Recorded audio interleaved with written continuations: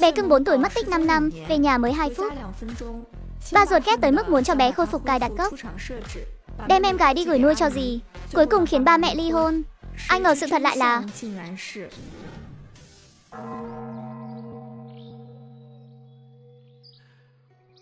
sau khi xuống núi nếu có kẻ trêu chọc thì cứ xử lý hắn. Trẻ con không được tùy tiện đánh nhau. Nếu thực sự muốn đánh thì cũng phải đợi đối phương ra tay trước. Như vậy con chính là phòng vệ chính đáng. Ăn uống đúng giờ và nhớ tích lũy thêm nhiều công đức nhé. Nếu hết tiền thì cứ tìm em trai ta. Tiền của cậu ta con cứ tiêu thoải mái. Không lo được thì gọi ta nhé. Anh Tây đi đây. Chúng ta cũng giải tán thôi. Sau này gặp lại cứ coi như không quen biết. Cậu còn không được. 4 năm nay nhìn mấy cái bản mặt già nua của các người, tôi ngán tận cổ rồi. 2, 3.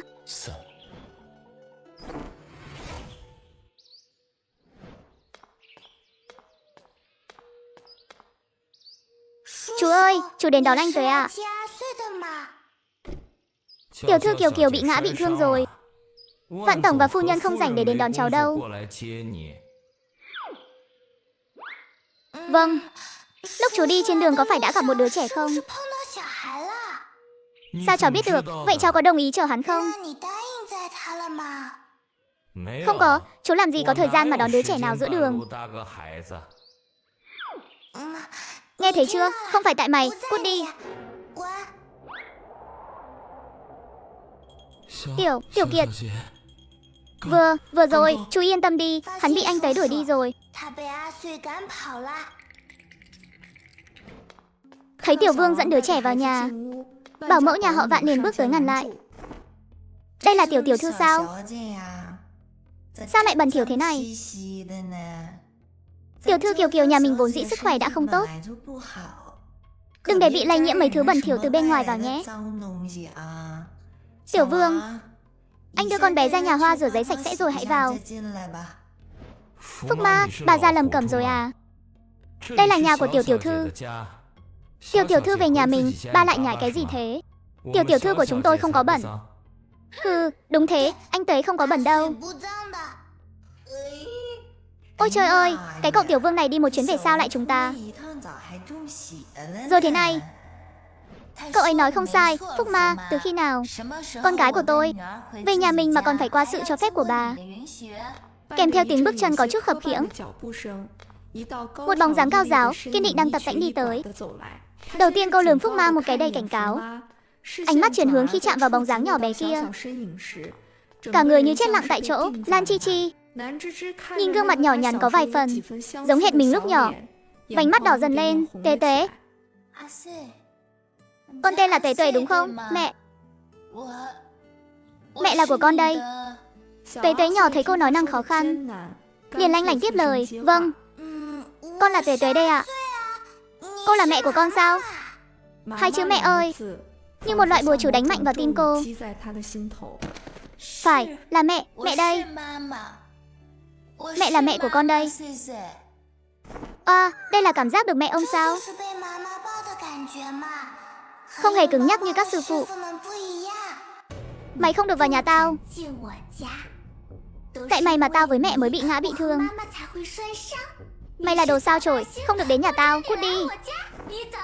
Đại lão Huyền Học 4 tuổi mất tích 5 năm. Vừa về đến nhà đã bị bảo mẫu chê bẩn. Giả Thiên Kim chỉ thẳng mặt mắng là sao chổi. Cha ruột hận đến mức muốn khôi phục cài đặt gốc. Chỉ có mẹ là hết lòng bảo vệ. Kiều Kiều gai dạy con nói những lời này. Con bị thương thì liên quan gì đến Tế Tế? Hơn nữa đây cũng là nhà của Tế Tế. Chỉ là một đứa giả thiên kim. Sao có thể mặt dày nói ra những lời như vậy? Mẹ mắng con. Mẹ dám vì đứa con hoang này mà mắng con ghét. Mẹ, con không thèm mẹ nữa. Con muốn mẹ Tuyết Đồng. Mẹ Tuyết Đồng cơ.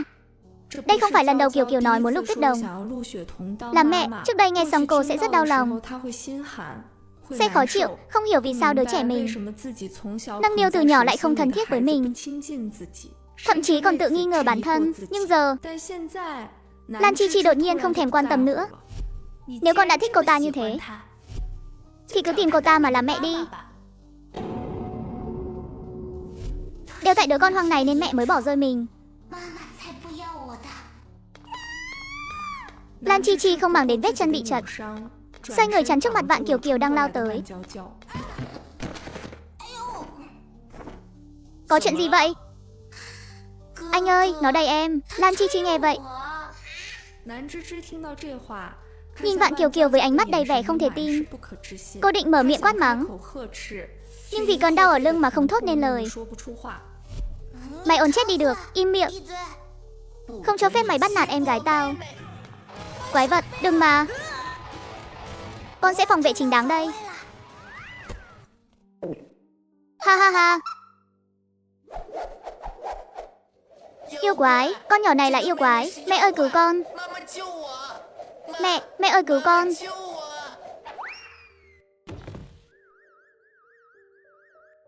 Chuyện này là sao đây? Con vừa mới về sao dám ra tay với anh trai hả? Anh Tế là phòng vệ chính đáng, anh còn dám xảo trá. Nhỏ tuổi mà đã độc ác như vậy. Lan Chi Chi không thể tin nổi chồng mình lại sẽ dùng những từ ngữ như thế để miêu tả đứa trẻ mà họ vất vả lắm mới tìm lại được. Chị nén cơn đau, kéo bé anh Tuế vào lòng. Anh Tuế đưa đôi bàn tay nhỏ bé khẽ vuốt ve lưng mẹ. Theo chuyển động của bàn tay cô bé hiện ra những điểm linh quang, không biết có phải ảo giác không. Lan Chi Chi cảm thấy những chỗ anh Tuế vừa vuốt qua bỗng chốc không còn đau nữa. Ba ơi! Dì Tuyết Đồng, nó vừa mới đến đã đẩy con ngã rồi. Con không muốn ở cùng nó, anh đã nói rồi. Cho dù con bé có về, Kiều Kiều vẫn mãi là con của chúng ta. Bây giờ em lại để mặc nó bắt nạt Kiều Kiều và Vạn Thạc. Chi Chi, em thực sự làm anh quá thất vọng rồi. Sao anh không hỏi xem hai đứa chúng nó đã làm gì? Bất kể chúng đã làm gì cũng không phải là lý do để nó bắt nạt người khác. Cứ để nó ra ngoài ở vài ngày đi. Đợi Kiều Kiều chấp nhận rồi mới đón nó về. Vạn Vân Đào, anh Tuế cũng là con gái anh mà. Nếu anh còn nói những lời hoang đường đó thì chính là đang ép tôi và anh Tuế cùng dọn ra ngoài. Chị Chi Chi, anh Vân Đào cũng vì lo cho Kiều Kiều nên mới lỡ lời nói ra những lời như vậy. Anh Vân Đào, anh nói đúng không? Anh chỉ là quá nóng lòng, nhưng em xem, anh Tuế vừa mới về nhà, Kiều Kiều đã ngã 2 lần, chắc chắn là khí trường không hợp. Anh nghe nói chị em sinh đôi thì khí trường sẽ bù trừ. Vừa hay anh Tuế cũng cần một danh phận. Sau này đối ngoại cứ nói chúng là chị em sinh đôi. Như vậy cả hai đứa trẻ đều không bị thiệt thòi. Anh Tuế và nó không phải chị em sinh đôi. Cô dựa vào cái gì mà không đồng ý? Mặc dù lúc đầu người nhận nuôi anh ấy là mẹ, nhưng mọi thứ anh ấy có được trong nhà này đều là nhờ Kiều. Kiều, ba rõ ràng là quan tâm Kiều Kiều hơn. Cho dù cái đứa nhỏ xíu này có là con ruột của ba mẹ đi nữa, anh ấy cũng chỉ nhận mỗi Kiều Kiều là em gái thôi. Cháu còn nhỏ, người lớn nói gì thì cháu nghe nấy đi. Đừng có bôi nhọ bề trên. Anh Tế và anh ta đúng là không phải sinh đôi. Tuy chúng tôi có cùng một người ba, nhưng không cùng một người mẹ. Sao có thể là sinh đôi được chứ? Đại lão Huyền Học vừa mới về nhà đã bị Giả Thiên Kim và đám người hầu gây khó dễ đủ đường. Ba ruột cũng chê tôi ngứa mắt. Tôi chỉ thản nhiên nói một câu, Giả Thiên Kim không hề giả, cả đám đứng hình. Tế Tế, con nói gì cơ? Mày đang nói sằng bậy cái gì đó? Anh không được quát con tôi. Mọi người đều nghĩ anh Tế chỉ là trẻ con nói bừa. Chỉ có tài xế Tiểu Vương đứng bên cạnh, theo bản năng lại tin lời con bé. Nếu tiểu thư nhỏ đã nói vậy thì chắc chắn là thật rồi. Trẻ con đùa giỡn thôi, mọi người không cần để tâm đâu. Anh Tế không có nói giỡn. Anh ta cũng là con của ba với người này đó. Anh, trong nháy mắt, tất cả mọi người có mặt đều bị lời của bé anh Tế làm cho đứng hình tại chỗ. Thật sao? Mẹ mình là Tuyết Đồng ư? Tuyệt quá. Tuế Tuế, những gì con nói là thật sao? Lời con nít 4 tuổi nói bừa mà cô cũng tin à? Đầu óc cô để đâu vậy? Hừ, không cho ông quát mẹ. Những gì anh Tuệ nói đều là thật, không tin thì mọi người cứ kiểm tra là biết ngay, nhỏ máu của hai người vào lá bùa này. Nếu có quan hệ huyết thống, lá bùa sẽ tự bốc cháy thôi, rất đơn giản. Cô thật sự tin lời của một đứa con nít? Và mấy cái bùa chú lăng nhăng này sao? Dù bùa không có tác dụng thì cũng có thể làm giám định huyết thống. Vân Đào, không cần giấu giếm nữa đâu. Dù sao em cũng không đành lòng để Kiều Kiều cứ gọi người khác là mẹ mãi. Bây giờ vừa hay đúng lúc. Vậy còn sự nghiệp của anh thì sao? Nếu chuyện này bị bại lộ, hình tượng của anh sẽ thế nào? Cho dù sự nghiệp không còn nữa, anh vẫn còn có em và Kiều Kiều mà, hi hi. Lan Chi Chi chứng kiến toàn bộ cảnh tượng này, chỉ thấy thật mỉa mai và ghê tởm. Chi Chi, gây sự đến mức này cô đã vừa lòng chưa? Anh ngoại tình, nuôi tiểu tam, có con riêng mà bảo tôi gây sự sao? Vốn dĩ chuyện không cần phải trở nên khó coi như vậy. Cô cứ nhắm một mắt, mở một mắt thì chuyện này cũng đã qua rồi. Không đời nào, tôi muốn ly hôn. Ly hôn? Chỉ dựa vào cô mà đòi nuôi con sao? Có thể tiếp tục cuộc sống phu nhân giàu có này không? Đừng hòng lấy của tôi một xu nào. Tất nhiên, chỉ cần cô biết điều, căn hộ phía tây thành phố đó sẽ cho cô và con dọn qua đó đi. Khi nào rảnh anh sẽ qua thăm mẹ con em. Trời ơi, anh thật khiến tôi thấy ghê tởm. Vạn Thạc là do anh ta nhận về từ cô nhi viện.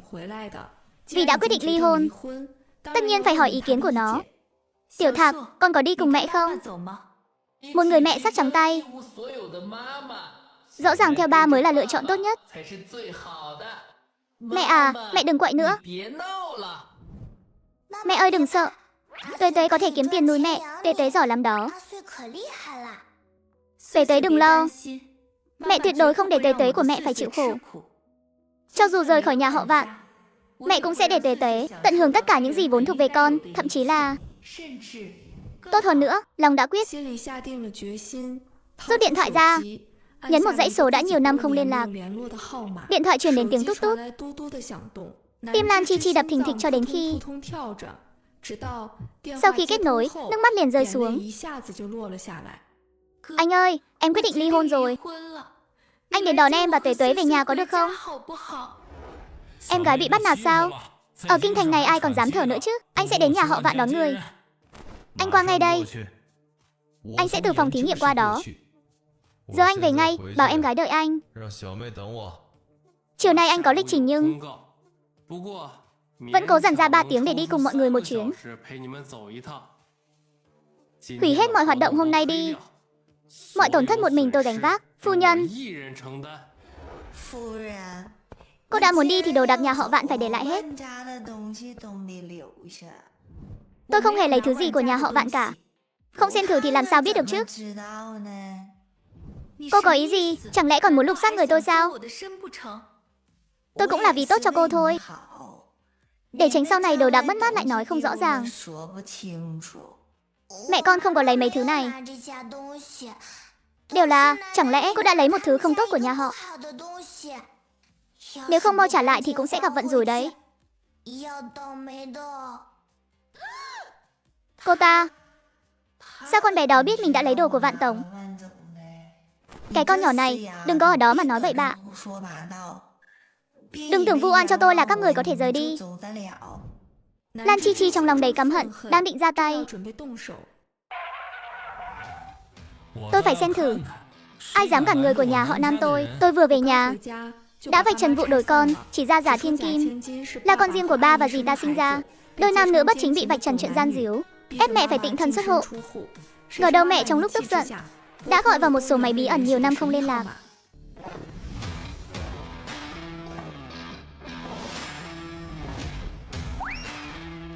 Thì ra là Nam Tổng, thật xin lỗi. Cản đường của ngài rồi, tôi sẽ bảo bọn họ biến đi ngay. Đừng có chạm vào em gái tôi. Hắn vừa nói gì cơ? Em gái hắn? Cô ấy vậy mà lại là con gái nhà họ Nam sao? Tại sao em phải giấu anh chứ, Chi Chi? Tất cả là hiểu lầm thôi, mong mời các anh vào nhà ngồi chơi. Tại sao lại ly hôn chứ? Đang đùa thôi mà. Cô ấy chỉ nói lúc nóng giận thôi, các anh đừng tưởng thật. Là ba xấu xa và dì xấu xa này đã sinh một chị gái lớn hơn Tế Tế một ngày, nên mẹ mới tức giận đó. Quay mặt đi, đừng nhìn.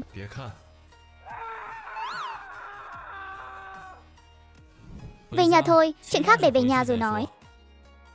Tôi không đồng ý ly hôn, cô đừng hòng rời bỏ tôi. Đây là thông báo, không phải thương lượng. Trở về nhà họ Nam, bé Tế Tế khẽ mở to mắt, nhìn mọi thứ trước mắt, cứ như thể bước vào một thế giới khác vậy. Nguy hiểm thật, suýt chút nữa phải sống khổ cực với ba xấu xa rồi. Đây là tiểu thư nhỏ phải không? Chào mừng cô về nhà. Chào chú à, nghe thấy Tế Tế gọi quản gia như vậy, các cậu bỗng thấy khó chịu vô cùng. Con bé này từ lúc ở nhà họ Vạn đến giờ vẫn chưa hề chủ động gọi họ một tiếng cậu nào. Cậu ruột còn không thèm gọi, lại đi chào hỏi quản gia trước. Đã bắt đầu nịnh bợ rồi, nhỏ tuổi mà đã thế lợi. Nhưng đâu biết rằng anh Tuế cảm nhận được mấy vị cậu này không hề thích mình, nên cứ lầm lì mãi không chịu chào. Chuyện của Vạn Vân Đào để sau hãy nói. Trước tiên hãy đi gặp cha đã. Xin lỗi ông ấy một tiếng. Không cần đến gặp ta, người để con về là mấy anh em của con.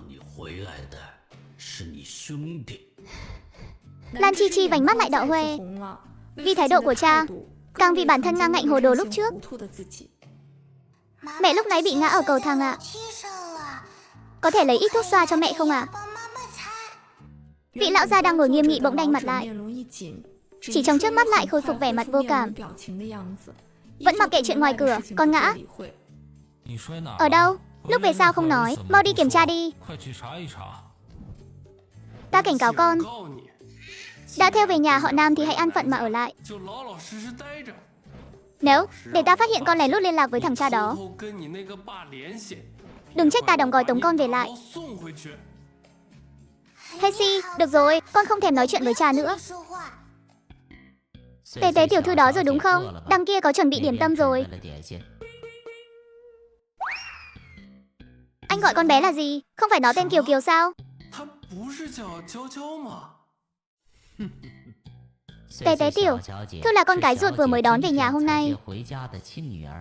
Con vị Kiều Kiều trong miệng anh là con của Vạn Vân Đào và một người phụ nữ khác nuôi ở nhà họ Vạn. Sao thiếu gia lại không biết chuyện này nhỉ? Các người biết chuyện này từ sớm rồi sao? Cha được ở trên đường. Biết rồi sao không nói chứ? Còn trơ mắt nhìn tôi bắt nạt trẻ con. Trên đường anh chỉ biết ngủ thôi. Vị cậu tư này thật kỳ lạ, rõ ràng mang đầy công đức. Mệnh số lại như bị một luồng sức mạnh khác che lấp.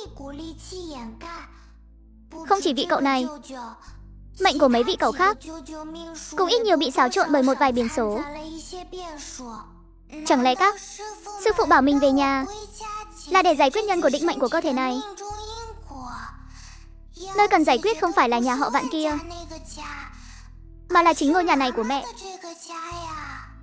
Tiểu Thiên Sư vừa về nhà, một mắt nhìn thấu giả thiên kim. Ba tôi và Tiểu Tam lập tức lật mặt, ép mẹ tịnh thân xuất hộ. Mẹ gọi một cuộc điện thoại. 5 người cậu hào môn đỉnh cấp xuất hiện đầy quyền lực, nhưng Tiểu Thiên Sư lại thản nhiên nói 5 vị cậu trong mệnh đều có kiếp nạn. Này, ngươi còn dám theo Tế Tế về nhà à? Cút đi, ba ơi, Hem. Cậu Năm của Tế Tế là ba của ngươi. Tiểu Tế Tế tự nhận xem tướng rất chuẩn, nhưng Huyền Sư đối với việc xem tướng cho huyết nhục của mình lại không quá chính xác, cộng thêm Tiểu Quỷ khẳng định như vậy, Tế Tế bắt đầu dao động. Cậu Năm, cậu từng có con với người khác sao? Cháu hỏi chuyện này làm gì? Cậu độc thân, lấy đâu ra con cái? Cháu đã bảo mà. Cậu Năm nhìn qua là biết số cô độc trùng lão. Tướng mạo mệnh không con cái, chắc chắn sẽ không có con đâu. Tiểu Quỷ dám lừa ta, chú ấy không phải ba người. Ba ơi! Đã bảo không phải ba người rồi mà. Không được mắc lừa. Tiểu Quỷ thối ở đâu ra, bị đánh rồi kìa.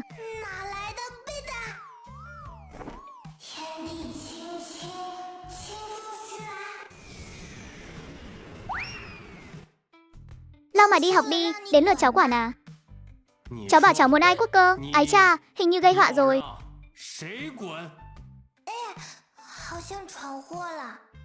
Bảo ta số cô độc trùng lão, mệnh không con cái, còn mở miệng bảo ta cút. Đứa nhóc luôn này của Nhiên vẫn là nòi nhà Vạn Vân Đào.